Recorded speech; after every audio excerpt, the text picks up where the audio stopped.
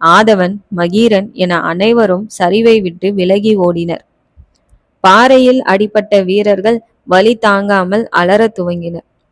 சரிவின் ஓரங்களில் மேலேறிய மாடலனும் வேயனும் மரக்கிளைகளை கையில் பிடித்தபடி தொடர்ந்து முன்னேறினர். அவர்கள் பிடித்திருந்த மரக்கிளைகளும் அணிந்திருந்த கேடயங்களும் அவர்களை அம்புகளால் தாக்கி வீழ்த்த முடியாமல் இருந்தது. அவர்களை பின்தொடர்ந்து எண்ணற்ற சேர வீரர்கள் மலையின் மடிப்பை அடைந்தனர். கீழ் வானத்தின் இருளை விலக்கி செம்மஞ்சள் ஒளி அலைகள் வான் படர்ந்தன. வீரர்கள் மலையின் மடிப்புகளை அடைய துவங்கியதும் கீழே இருக்கும் வீரர்கள், சிறிய இடைவெளிக்கு பின் மேலேறி வாருங்கள் என்று சத்தமிட்ட ஆதவன் வெகு வேகமாக மேலேற துவங்கினான். அவனை மகீரன் தொடர அவர்களின் பாதுகாப்பிற்காக பல வீரர்கள் அவர்களை சூழ்ந்து மேலேறினர். சேர வீரர்கள் மலையின் மடிப்பினை அடைந்ததும் மலை உச்சியிலிருந்து சீழ்க்கை ஒலி எழுந்தது. மறுகணம் மலைச்சரிவின் இரு புறங்களிலும் மேலேற முடியாத ஒற்றை பாறைகளில் பதுங்கியிருந்த பரம்பு வீரர்கள் எழுந்தனர். இவர்களுக்கு மலை சரிவிலிருந்து மலையின் மடிப்பு வரை தெளிவாக தெரியும். மடிப்புகளில் மறைந்திருந்த சேர வீரர்கள் மீது அம்பெய்ய துவங்கினர்.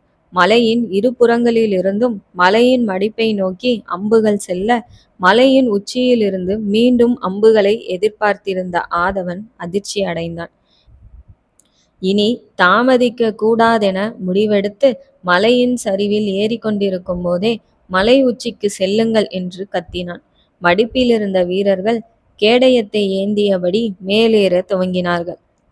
கேடயங்களை தாங்கிய சேர வீரர்கள் மலை உச்சியை நெருங்க அங்கு நிலை கொண்டு அம்பெய்த பரம்பு வீரர்கள் அம்பெய்தவாறே பின்வாங்கினர். சேர வீரர்கள் முன்னேறி உச்சிக்கு வர முயல்வதை கண்ட நிலவன் தனது இரு வாட்களையும் கைகளால் சுழற்றியபடி ஒரு துள்ளலுடன் முன்னேறினான். அவனை தொடர்ந்து வைகலானும் சென்றான்.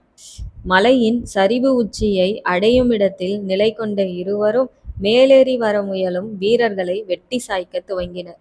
வைகலான் ஒரு வாளுடன் தாக்குதலை நடத்த, நிலவன் இரு வாட்களை கையில் ஏந்தி காற்று சுருளாய் சுழன்றான். அவனது கைகளில் எண்ணற்ற வாட்கள் தெரிய மலை உச்சியை அடைந்த சேர வீரர்களின் உடல்கள் நாற்புறமும் சிதறின. மலை சரிவெங்கும் சேர வீரர்களின் உடல்கள் கிடக்க குருதி நீர்வீழ்ச்சியாய் கீழிறங்கியது. உடல்களின் மேலேறியபடி வீரர்கள் ஓடிக்கொண்டிருந்தனர்.